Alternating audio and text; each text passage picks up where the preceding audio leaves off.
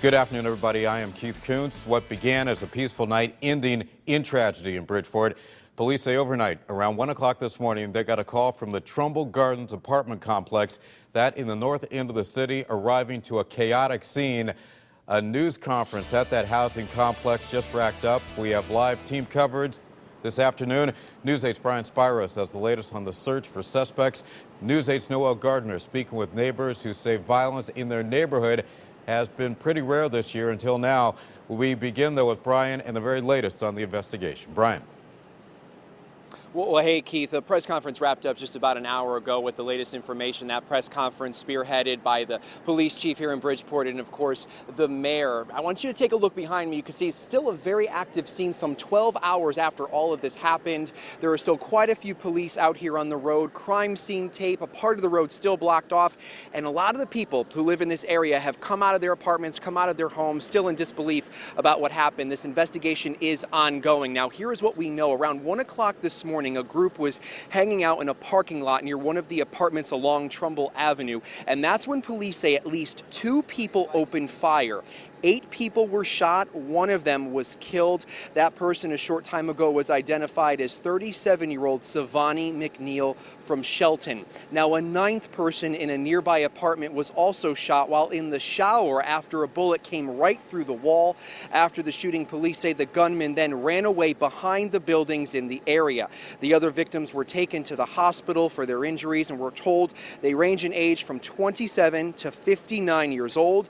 At last check, they were in guarded condition at the hospital, and some having to go through surgery this morning because of their injuries. Now, Bridgeport Mayor Bill Finch had some strong words just a short time ago about what happened and says this investigation is ongoing.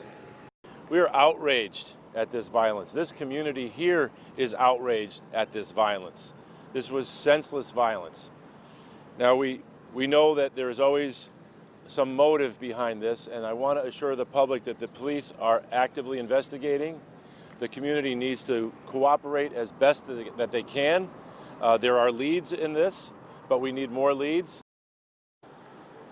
That's the headline here. Police need more leads. They need the cooperation of the public. Now, you're looking right now live at the parking lot where this shooting happened again some 12 hours ago. Now, right now, the description of the suspects is vague. Police say they were young men wearing hoodies. Again, police believe there were at least 2 of them, but there could be more. The investigation still ongoing. Now, coming up at 12:30, you're going to hear from a woman who lives in a nearby apartment who actually ran outside early this morning to help one of the victims in that nearby parking lot. That's the very latest. We are reporting live this noon from Bridgeport. I'm Brian Spiros. Keith, back to you.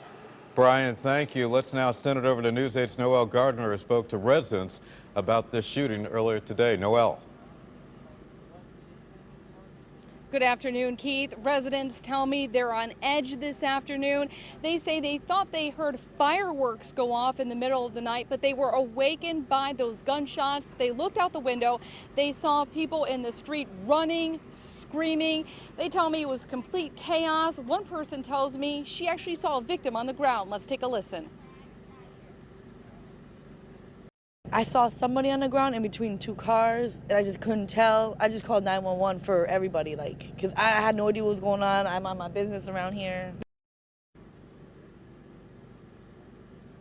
And coming up at 12:30, locals tell me they want to get out of here, and I'll tell you why. And the police department needs your help. They're getting leads, they have witnesses, but they say they desperately need the public's help. If you have any information, you're urged to call the Bridgeport Police Department. I'm live this noon in Bridgeport. Noel Gardner, News 8.